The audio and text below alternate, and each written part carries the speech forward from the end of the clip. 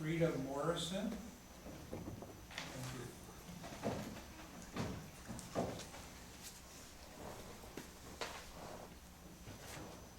To follow up with that group, the fourth and last group is talking about MDCR's violation of 4 Michigan laws.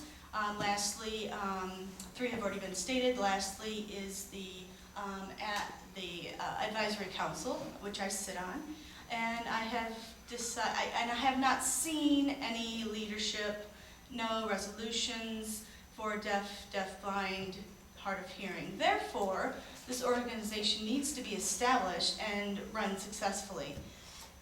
On the advisory council, there is not enough diversity on the council regarding members. There are few deaf members that can sign. Other professionals sit on the advisory council and still cannot sign. And there is no input from their community, no professional business input. They just take a back seat, so to speak.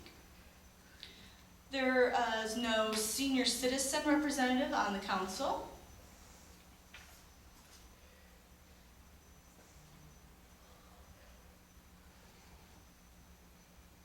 Rules and regulations for the Deaf Persons Interpreter Act, PA 204, there was a first group of people who wrote the rules and regs for 7 years.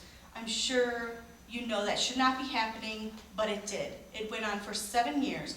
Therefore, something happened within that group, and MDCR asked for other people to become involved, and those people got accreditation or accolades for this, but the deaf community feels very left out, very oppressed by this. And we, the deaf community, are asking MDCR to pass the law, yes, that we could become advisors, and we were turned down. You are just on the sidelines, we were told, and this was very appalling.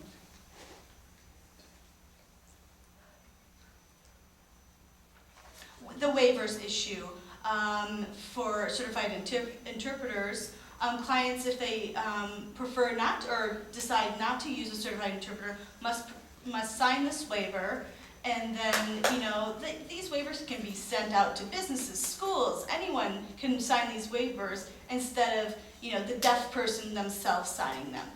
Entities can sign the waivers instead of the deaf person themselves.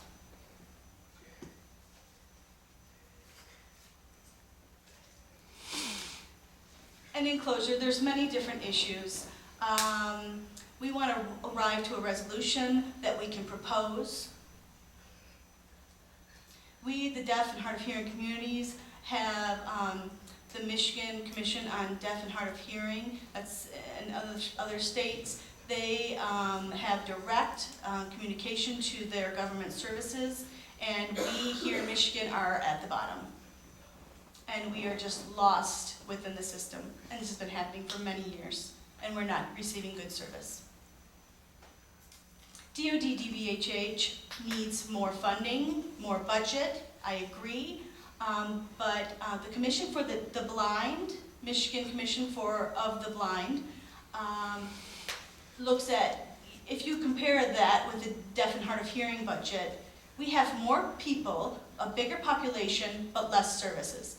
The Michigan Blind have more services and less population. It should, some of their budget should be shared with our community, in my opinion. Thank you for your time. Thank you. Thank you.